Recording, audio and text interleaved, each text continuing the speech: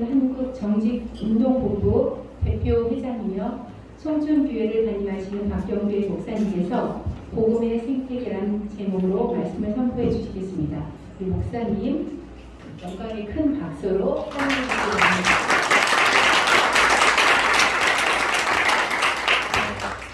할렐루야. 네. 감사합니다.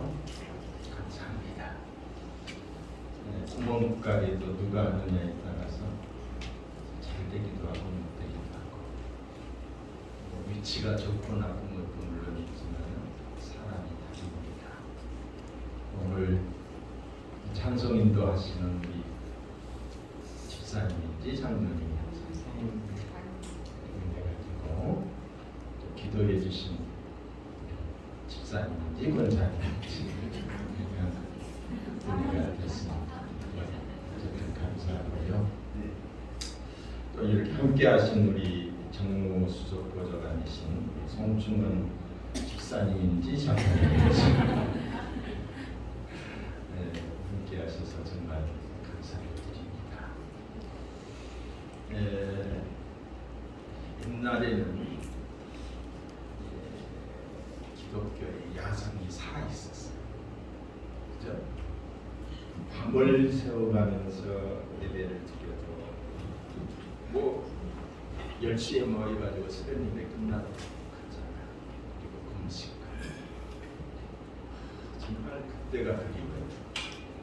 그런데 지금은 좀 많이 약해졌죠. 안타까움이 많습니다. 오늘은 뜨겁게 기도하고 합시다. 네.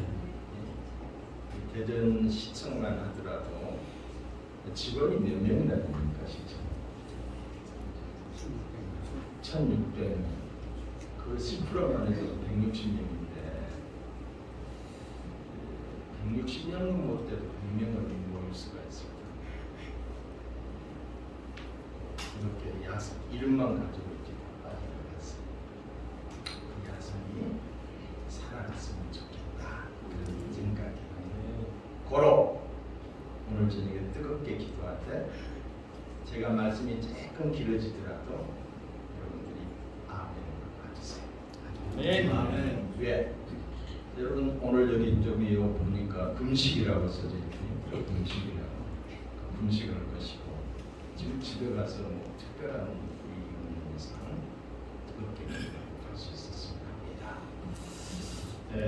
오늘 제가 이 본문이 좀 틀려요. 디모데전서 6장 12절인데 1장 12절을 해놨어요. 말씀의 제목은 제가 복음의 생태계라고 했는데 선한 싸움을 싸우라 이렇게 제목을 갖고 있습니다. 얼마 전에 우리 목사님과 캐나다 밴쿠버를 거쳐서 알래스카를 다녀왔어요. 다녀왔는데 밴쿠버에 가가지고 거기서도 또 하나의 섬이 빅토리아 섬이라고 하는 섬이 있더라고요. 거기에 뭐 120년 된 배를 이어서 만든 공원이 있다고 해서 거기를 꼭 가봐야 된다고 해서 갔어요. 120년 동안 일명 공원의 이름이 에덴의 동산이야. 깊은 마음을 가지고 그것을 같이요 갔는데 입구에 딱 들어서는데 제 가슴을 뛰게 한 게 있었어요. 그게 뭐냐면은 대한민국 국기가 거기서 휘날리고 있었다는 사실. 7개 나라의 국기가, 물론 캐나다는 두말할 것도 없고 미국 이렇게, 근데 우리나라 국기가 거기서 휘날리고 있어요. 얼마나 기분이 좋던지. 뿐만 아니라 그 알래스카의 기항지에 이렇게 내릴 때마다 그 앞에 어서 오십시오. 우리 한국말로 이렇게 써져요. 그만한 세계 그만을 말들 중 엄청나게 자부심이 생기더라고요. 또 몇 년 전에 제가 이란을 갔었어요. 이란을 갔는데 그 이제 정류장에서 만나가지고 전혀 생전 모르는 사람이 그래서 우리가 당신 집에 한번 방문하고 싶다 했더니 그 사람이 흔쾌히 그 나그네 대접하기를 잘하더라고요. 들어갔는데 가서 집에 보니까 두 딸이 있어요. 두 딸이 있는데 한국말을 잘해요. 이란 사람. 그래서 어떻게 한국말을 배웠냐? 그랬더니 대장금 보고 배웠대요. 우리나라 드라마를 보고. 그러니까 언어에 굉장히 천재적인 그런 것도 있겠지만은 얼마나 봤으면 우리나라 대장금을 보고 그때 당시에 뭐 영화 그 드라마 같은 거 보면서 배웠다고 했으니까 깜짝 놀랐어. 우리나라가 이런 나라입니다. 우리나라 보면요 교통망이 얼마나 잘 돼 있어요. 사통팔통 잘. 그리고 그 도로도 얼마나 잘 깔려 있어요. 그 도로를 달리는 차들도 얼마나 좋습니다. 교통망. 또 하나는 우리나라의 통신망, 그죠? 세계 1등. 미국 따라올 수가 없죠, 우리를. 통신망. 또 하나는 우리나라의 서비스망. 자동차 어디 가다가 기름 떨어지면 득달같이 좋죠. TV 쪽 고장 났다면 금방 옵니다. 요즘에는 뭐 총알 택배 그러잖아요. 이런 나라가 없습니다. 이런 나라가. 뿐만 아니라 거의 치안만 전국지요. 많이 잘돼 있습니다. 우리나라가 경제 대국이라는 거 아시나요? 문화 대국이라는 거 아시나요? 한국 문화가 세계를 휩쓸고 있잖아요. 또한 요즘에 우주강국이라고 그러더라고요. 군사대국이라고 그러더라고요. 스포츠강국이라고 그러더라고요. 이게 다 틀린 말이 아니라 맞는 말이에요. 우리가 하는 말이 아니라 밖에서 하는 말들이에요. 세계 언론이 그렇게 하는 이야기들이라니까요. 여러분, 우리나라 헬조선 아닙니다. 네? 우리나라가 왜 헬조선입니까? 왜 나라에 불만을 갖게 이런 단어들이 이게 다 의도적인 언어의 프레임이에요. 그런데 우리나라가 중병에 걸려 있습니다. 중병에 걸려 있습니다. 죽어가고 있다는 거죠. 망국병에 걸려 있습니다. 이대로 가다가는 나라가 요절나게 돼 있어. 그 첫째가 뭐냐? 첫째는 저출산과 자살이에요. 저출산. 여러분, 금년 2023년도에 6,200여 개의 초등학교가 있다고 그래요. 근데 신입생이 한 명도 없었던 학교가 125개. 물로 입학생이 131개. 학생이 없어져. 출산이 없습니다. 앞으로 이거는 가속도가 붙겠죠. 그렇죠? 아이들이 태어나지 않으면 어떻게 돼요? 생산력이 저하가 될 것이고 있는 학교들 다 없어질 것이고 도시도 소멸될 거예요. 이게 너무도 분명한 사실. 우리나라의 작년에 출산율이 0.78%였잖아요. 두 사람이 결혼해서 한 사람은 낳아야 본전인데 한 사람도 안 나니 이 나라권이 어떻게 될 것인가. 국제통화기금 크리스천 리카르도 총재는 한국 사회를 가리켜서 그때 그분이 우리나라에 와가지고 2대 학생들하고 그 토크쇼를 했어요. 그러고 난 다음에 이 사람이 내린 결론이 뭐냐면은 한국 사회는 자살하는 사회다. 자살 국가다. 집단 자살 사회라고 표현을 했어요. 죽어가고 있다는 거죠. 또한 데이비드 콜먼이라고 하는 옥스퍼드 대학의 교수는 한국 사회를 뭐라고 말을 했습니까? 300년 뒤 지구상에서 가장 이대로 간다면은 가장 먼저 소멸될 나라다. 이분들이 그냥 빈말을 한 게 아니에요. 빈말. 첫째는. 그리고 둘째는 거짓이다. 첫째에서 자살률. 여러분 출산율이 떨어진다고 해서 미래가 불투명하다는 거잖아요. 미래가 어둡다는 거예요. 자살률이 많다는 것은 행복하지 않다. 우리 국민이 조금 전에 제가 이야기했던 것은 잘 살고는 있지만 행복하지 않다. 자, 두 번째는 거짓입니다. 거짓. 거짓이 큰 소리치는 시대가 되었어요.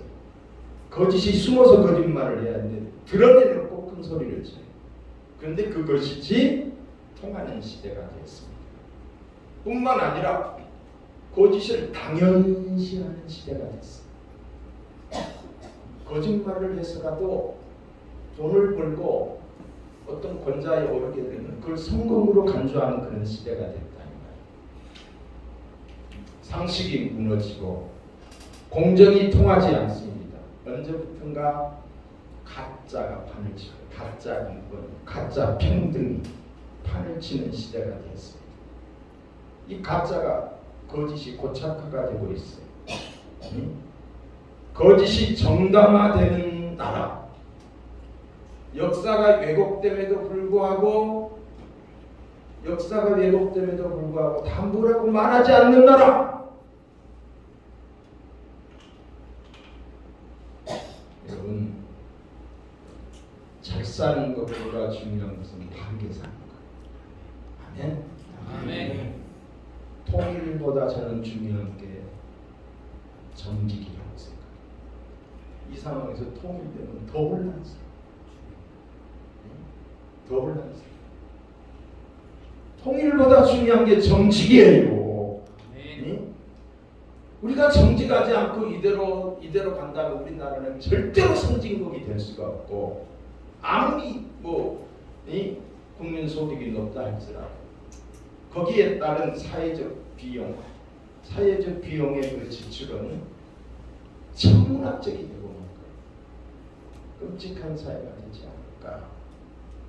그래서 여기 있는 제가 지금부터 8년 전부터 정직운동을 하고 있어요. 다 아시나요? 네. 아는 사람 몇 사람한테 외롭게 하고 있어요. 이러면 안 되니까. 근데 이 정직이 얼마나 부담이 되고 얼마나 아픈지 몰라요. 왜 그럴까요? 내 문제니까. 내 이야기니까. 막 부담이 돼요. 그리고 아파요. 그러니까 긍정은 하고 동의는 하면서도 하자고 하면 안 하는 거예요. 여러분 이 정직운동이 저축장려 운동처럼 옛날에 저축장려 있잖아요. 그리고 막 TV에 나서 상도 줬잖아요. 그리고 새마을운동처럼 다시 일어나지 않으면 안 된다는 거예요. 저는 이렇게 기도하고 있습니다. 하나님, 국가가 주도하는 운동으로 정치운동이 일어나게 하여 주시옵소서. 네. 그렇지 않으면 안 되니까요. 여러분, 이 정직운동, 우리가 정직한 사회를 만들기 위해서 저는 나름대로 발버둥을 쳐요. 그런데 이거는 우리 한국 정직운동 모임에서 대전시 인권센터를 만들었어요. 인권센터. 거기 들어가서 보니까 다 거짓이. 거짓으로 아주 똘똘 뭉쳐있어. 보통 어려운 게 아니에요. 더 이상 긴 말은 여기는 안 하겠어요. 자, 세 번째 망국병이 뭐냐? 국민 분열입니다. 국민 분열이 됐어요.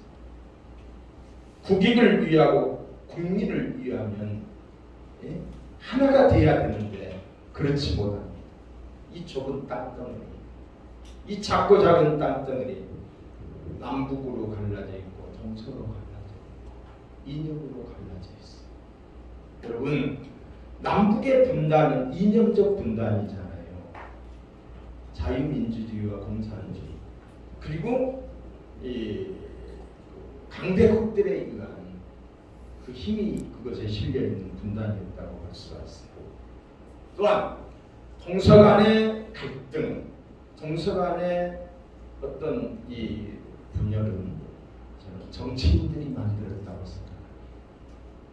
정치인들이 자기들의 정치적 욕심을 채우기 위해서 국민들을 이용한 거죠. 옛날에는 그러지 않았는데 정치적 분열이다 그렇게 생각을 하고, 요즘에는 거짓된 인권에 의한 분열입니다. 거짓된 인권, 이념적 분열 또는 정치적 분열. 제가 생각한 거예요. 제가 요즘에는 뭐냐, 인권에 의한 거. 이거야말로 사탄의 역사입니다. 오늘의 수많은 문제의 뿌리가 어디에서부터 시작이 되어 있느냐, 이 잘못된 인권에서부터 시작이 됩니다. 인권. 여러분, 인권하면 얼마나 좋습니까? 뭔가 있는 것 같잖아요. 그럴듯하잖아요. 좋게 보이잖아요. 근데 이 인권을 가지고 장난을 한다니까요.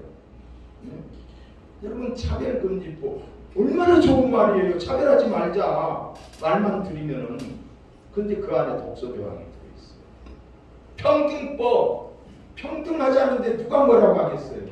근데 그 안에 독소 조항이 들어있어요. 학생 인권 조례, 아예 학생들 인권 이야기하자면 누가 뭐라고 하겠어요. 다 그럴듯하다 이 말이에요. 인권 다 거기에 보면 평등에도 인권이 들어가 있고, 차별금지에도 인권이 들어가 있어요. 깊이 들어가서 보면 그렇단 말이에요. 국가인권위원회는 가짜 인권을 장려하고 있습니다. 물론 유엔에서 지시해서 뭐 만들어졌다고 하지만 생겨서는 안 될 게 우리나라에 생긴 거예요. 왜? 가짜 인권을 장려하고 있기 때문에. 또한 거짓되고 이념화된 인권을 지금까지 교육해 왔습니다. 거짓된 인권을 가르쳐 왔어요. 이념화된 인권을 가르쳐 왔어요. 인권으로 세력화를 시켰어요. 자기들의 세력화. 자기들 세력화 시켰다니까요. 세력화만 시킨 것이 아니라 그 인권을 가지고 자기들의 생계형 일자리, 카르텔을 만들었어요. 여러분, 대전시의 인권센터가, 인권부서가 언제부터 생겼습니까? 거기 산하에 내가 알기로는 인권 무슨 공호관이 있고 뭐 그런다고 그러던데, 그분들이 무슨 일 하십니까? 진짜 인권을 위해서 일하십니까? 여러분 여기 공무원들 계시지만은 공무원에 준하는 대접을 받고 있어요. 저기 우리가 받은 인권센터 거기 직원이 3명이 있어요. 3명이. 우리 센터장은 월급도 못 받아요. 비상주라. 그런데도 아침 8시부터 나가서 6시까지 근무를 해요. 그 아무것도 못 받아요. 처음에 들어가니까 주차권도 안 주는 거예요. 센터장을. 근데 거기에 있는 그 사람들이 그 좀 오래된 사람은 뭐 한 달에 한 500만 원씩 가져가는 4대 보험 다 들어주지. 공무원들은 엄청난 경쟁을 뚫고 시험 쳐가지고 들어와서 거기서 일하고 있잖아요. 여기서. 근데 그 사람들은 마음에 맞은 사람들 자기들이 끌어다가 세워가지고, 이런 조직체가 서울에는 얼마나 많은지. 대전에도 마찬가지. 여러분, 인권을 상대화시켜서 갈등을 조절합니다. 인권을 상대화시켜서 이걸 가르쳐서 상대적 인권이라고 하죠. 편가르기를 합니다. 남자와 여자로 구분을 시키고, 학생과 선생으로 구분을 시키고, 또는 뭐 장애인과 비장애, 동성애자와 비동성애 구분을 시키고, 그래가지고 갈등. 여러분, 이 여성이 피해를 보는 것은 침소봉대 학대를 해서 엄청나게 떠듭니다. 근데 남자가 조금 불이익당하는 것은 그냥 다 지나가. 그래서 여자를 약자로 만들어요. 학생이 조금 조금 무슨 일을 당하면 그걸 엄청나게 크게 만듭니다. 그런데 선생의 교권이 침해되는 것에 대해서는 말하지 않습니다. 그래서 선생들의 교권은 없어지고 학생들의 인권만 있게 됩니다. 선생들이 학교에서 할 말을 못해요. 요즘 남자들 쪽을 못 써요. 젊은 남자들. 여기서 페미니즘이 생겨지는 거예요. 그리고 소수는 보호를 받아야 되고 다수는 괜찮다는 거예요. 다수는 이런 논리가 어디에 있습니까? 약자의 인권을 말하며 다수의 인권을 침해합니다. 그 대표적인 것이 동성애자의 인권을 이야기하면서 다수 비동성애자들이 역차별을 받게 되는, 앞으로 그렇게 되는 거예요. 또한 이제 상대적 인권, 여러분 인권이라 하면 하나님이 우리에게 주신, 태어날 때부터 주시는 천부적 인권이 있고 우리가 이야기하는 보편적 인권이 있잖아요. 우리는 보편적 인권을 인정하는 거예요. 그런데 상대화시켜서 상대적 인권을 만들고 또한 개인의 자유를 인권이라고 표장하는 거예요. 개인의 자유.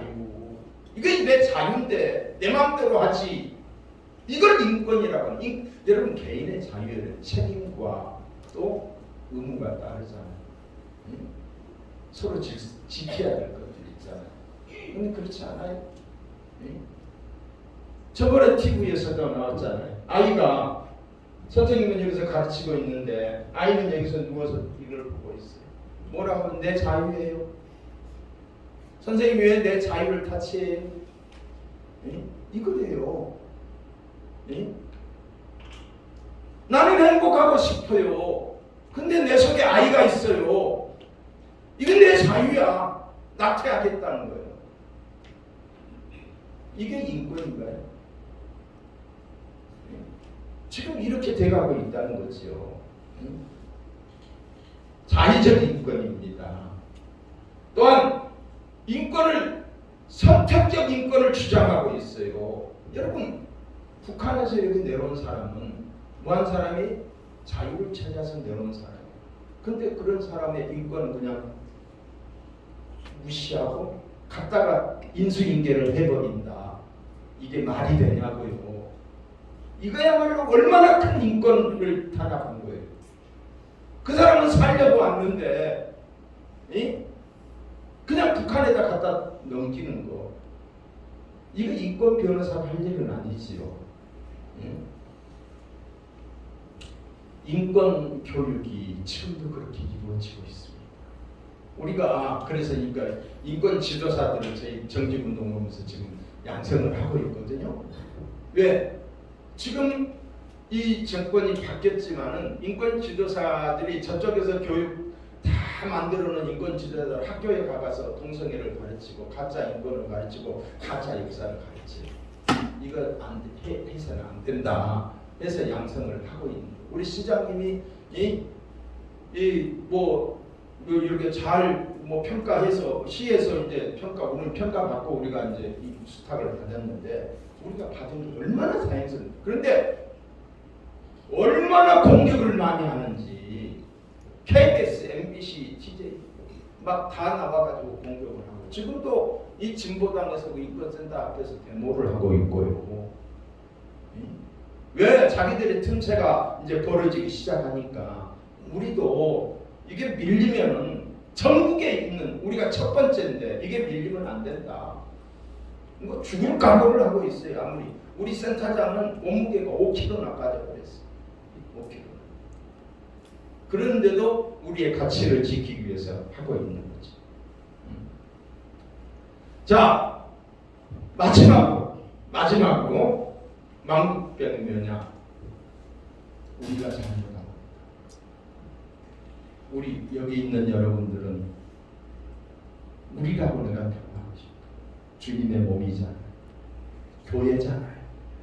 교회가 잘못하고 있다. 저는 대전에 내려와서 천막을 치고 교회를 시작했습니다. 천막을 쳤을 때도 새 가족이 왔어요. 지하실에 갔을 때도 새 가족이 왔어요. 근데 지금은 안 옵니다.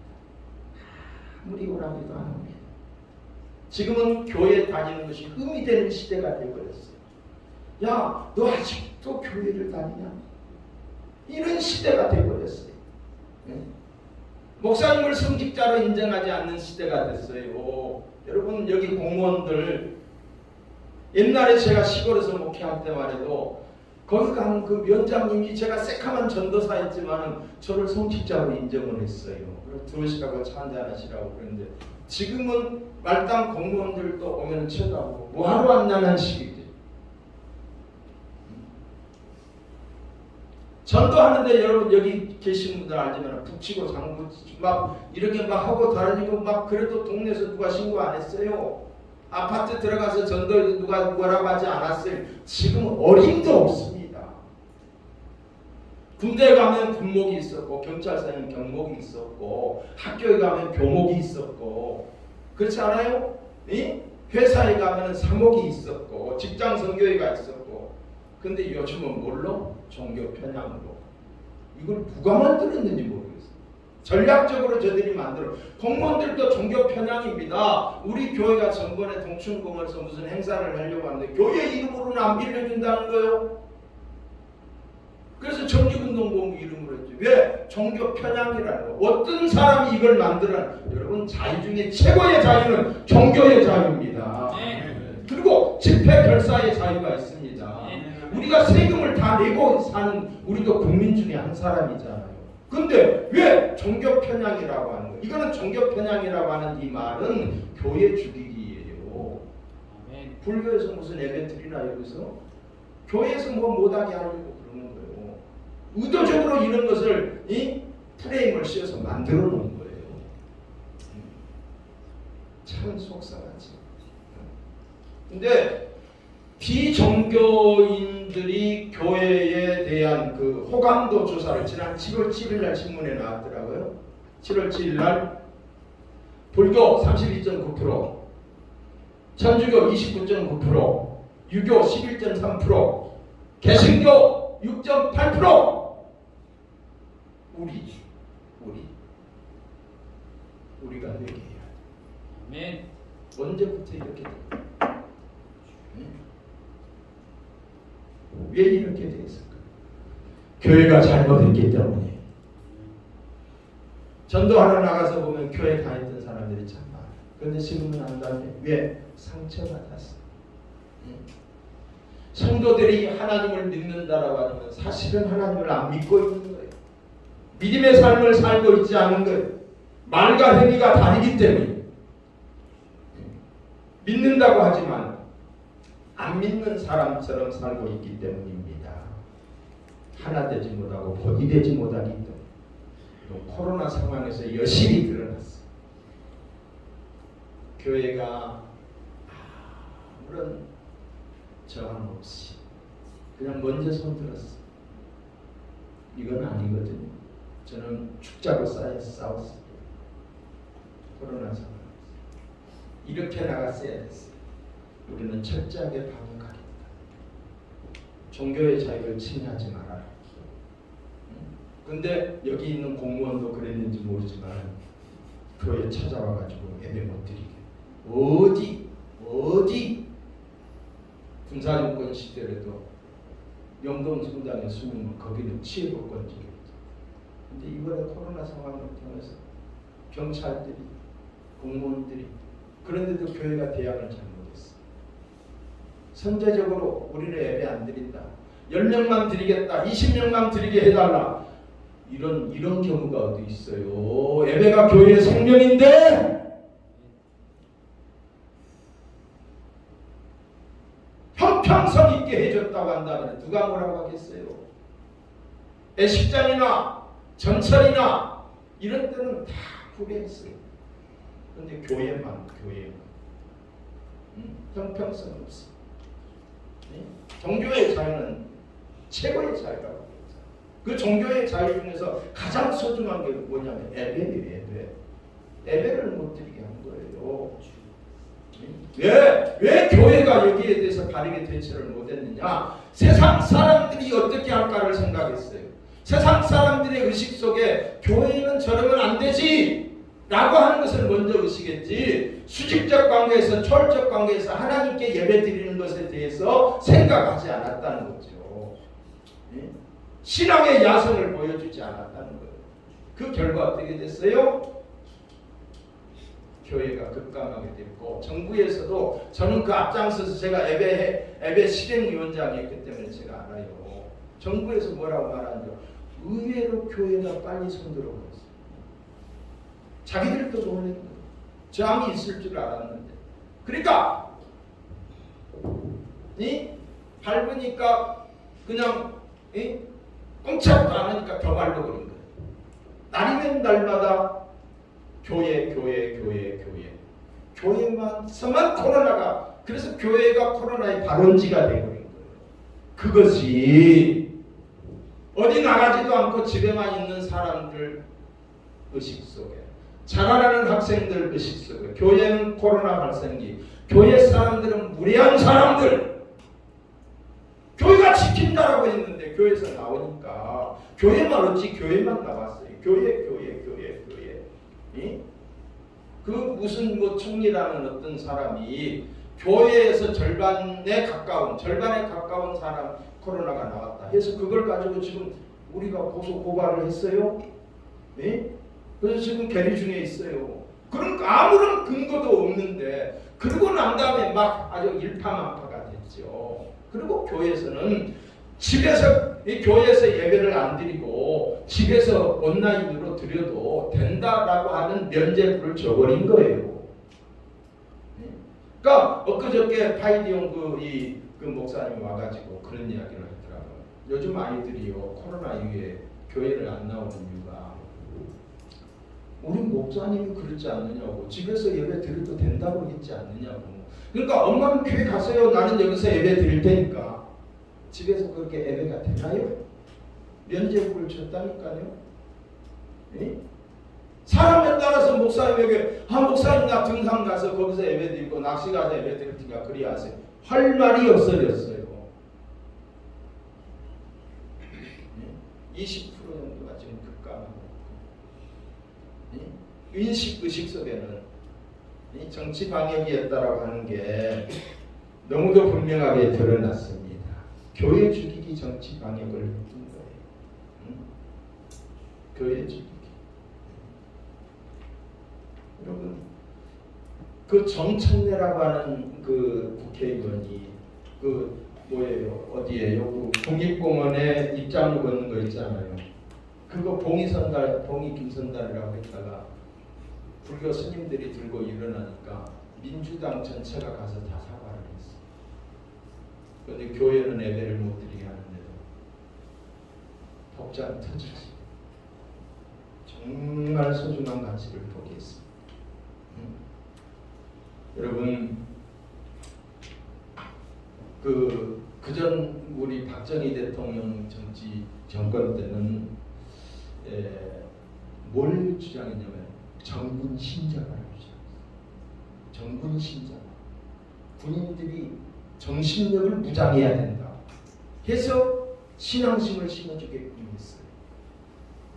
근데 요즘은 이 신앙심을 다 빼버리는 거지. 시간이 지나서, 자, 여러분, 이런 상황에서 기독교에 대한 강력한 저항이 일어나는 이런 상황에서 우리는 어때야 되냐? 싸워야 돼. 네. 아멘 좀 하시고. 아멘. 어떻게 싸워야 되냐? 전략적으로 싸워. 지금까지는 전략이 없었어요. 잠언서 24장 6절에 보시면은 너는 전략으로 싸우라. 승리는 지략이 많습니다. 여러분, 국가인권위원회와 종교자유연구소라고 하는 종자위원회에서는 어떻게 하면 기독교를 이 땅에서 박멸할 수 있을까? 그들이 사명이 있어요. 그게 누구를 통해서 드러났어요? 이정훈 교수를 통해서 드러났어요. 이정훈 교수가 거기에 속해 있다가 나와가지고 어떻게 하면 이 땅에서 교회를 없애게 할까? 그게 대광고 사건이고 공무원 종교 중립이고 사학법 개정이고 성평등 이런 것들을 거기서 체계적으로 연구를 했다는 거예요. 근데 교회는 그런 거 무방비습니다. 사건이 터질 때만 그냥 가서 쫓아다니면서 대응만 했지. 이제는 싸워야죠. 제가 지난번 그 6.25 주일 설교를 제가 이제 밴쿠버에 가가지고 거기서 여행하면서 준비했어요. 어느 책을 보면서 이렇게 준비를 했는데 6.25 전쟁이 일어났을 때 가장 중요한 것은 항전의식이었다. 싸우려고 하는 마음. 여러분 이승만 대통령이 싸우려고 했어요. 싸우려고 했어요. 항전의지가 있었어요. 여러분 트루만 대통령이 싸워야지. 전화를 막 받자마자 싸운다고 했어요. 생각을 열 일도 없었어요. 메가드 장군이 싸우겠다라고 했어요. 망설이지 않고 항복하지 않고 싸웠다는 거예요. 공산군의 침략에 맞서 싸우기로 한 이승만과 트루만과 메가드의 이 외로운 결정은 온 자유세계가 결기에 공산주의의 침략의 물결을 저지하는 원동력이 됐습니다. 네. 붉은 물결로 물들어가는데 딱 여기서 제동을 거는 거예요. 우리나라는 싸움을 통해서 엄청난 희생을 치루었지만 오늘의 자유 대한민국이 있게 된 거예요. 아멘. 그렇지 않았다라고 한다면은 지금 김정은이 밑에서 개돼지처럼 살아야 돼요. 두말할 것도 없어요. 싸우려는 의지는 우리 국군에게도 있었습니다. 전쟁이 터지고 3일 만에 서울이 함락당했어요. 누가 봐도 질 수밖에 없는 전쟁. 지는 전쟁이라고 하면 적군에 투항을 하거나 항복하는 병사들이 속출하고 부대가 붕괴돼야 되는데 그러나 국군은 붕괴되지 않았습니다. 도리어 나라를 위해 죽기를 각오했어요. 나라를 위해 죽겠다. 죽음을 맞들고 싸웠던 피해 고지를 이루고 시체를 넘고는 그게 노래만이 아닙니다. 그때 당시에 학도병들이 27,000명이 일어났어요. 나라를 살리겠다고. 싸워서 지키겠다고. 여학생들이 600여 명이 일어나서 여러분 장사리 전투가 있잖아요.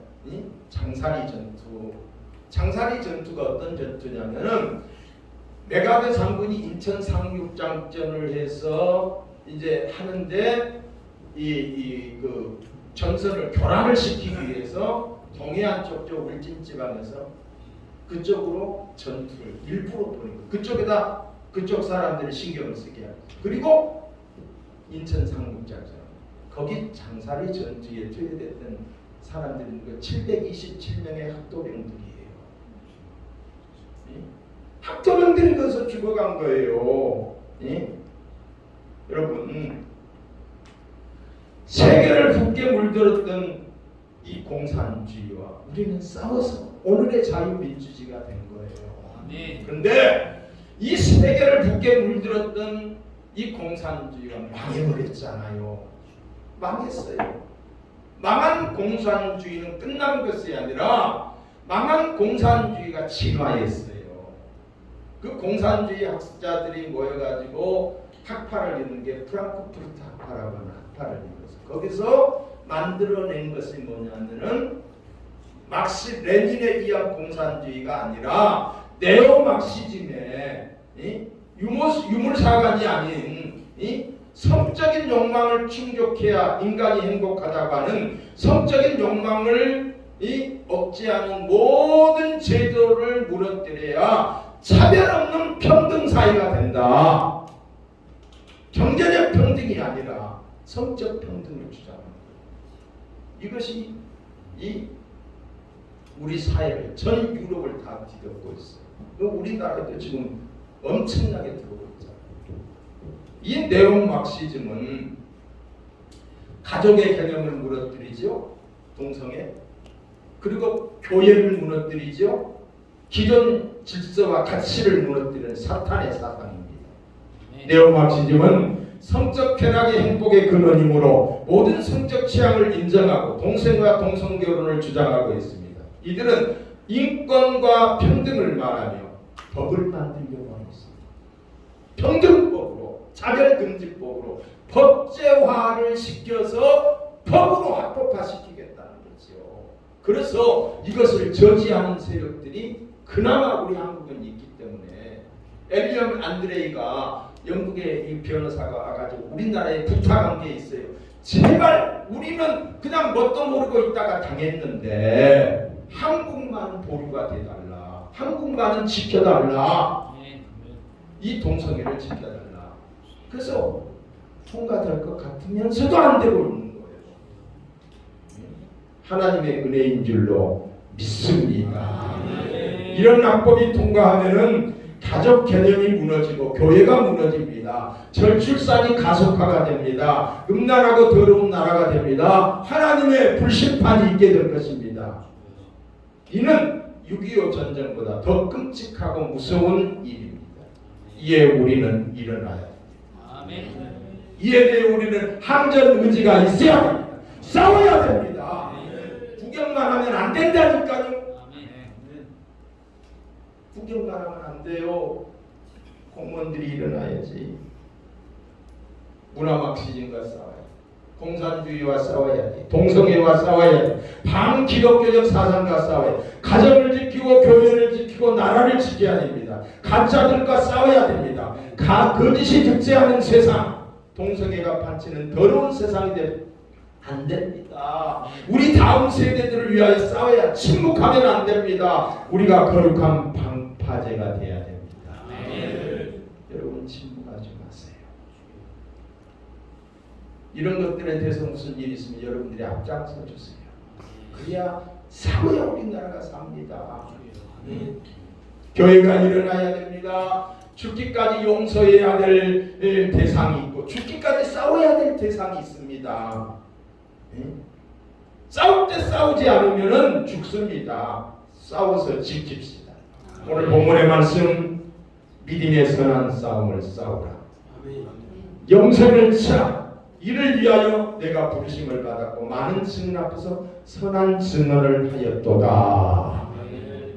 선한 싸움을 싸우라. 우리는 기도로 싸워야 돼요. 아멘. 첫째는 기도예요. 우리가 기도하면 하나님이 싸워주시고 하나님께 기도하면 하나님이 이기게 해주시고 모여서 싸워야 됩니다. 요즘 안 모이잖아요. 모여서 모일 때 힘이 생겨지는 거예요. 아닌 것은 아니라고 말할 수 있어야지. 침묵하면 안 됩니다. 우리 공무원 되시는 여러분들 잘 좀 부탁합니다. 내 주님 영광을 위하여 이 나라, 이 우리나라의 다음 세대도 살. 우리 기독교가 있었기 때문에 우리나라가 깨어난 거 아니에요. 우리나라 옛날 역사를 보니까 빌어먹을 짓 많이 했더라고요. 근데 기독교가 들어오면서 사람 사는 나라가 된 거예요. 두말할 것도 없어요. 여러분 우리 믿음으로 삽시다. 싸웁시다. 할렐루야. 기도합시다. 고마우신 우리 하나님 감사합니다. 우리나라 지켜 주시옵소서. 악법이 통과되지 않게 하여 주시옵소서. 이를 위하여 우리가 앞장서서 싸우게 하시옵소서. 교회가 교회되게 하여 주시옵소서. 예수님의 이름으로 기도드리옵나이다.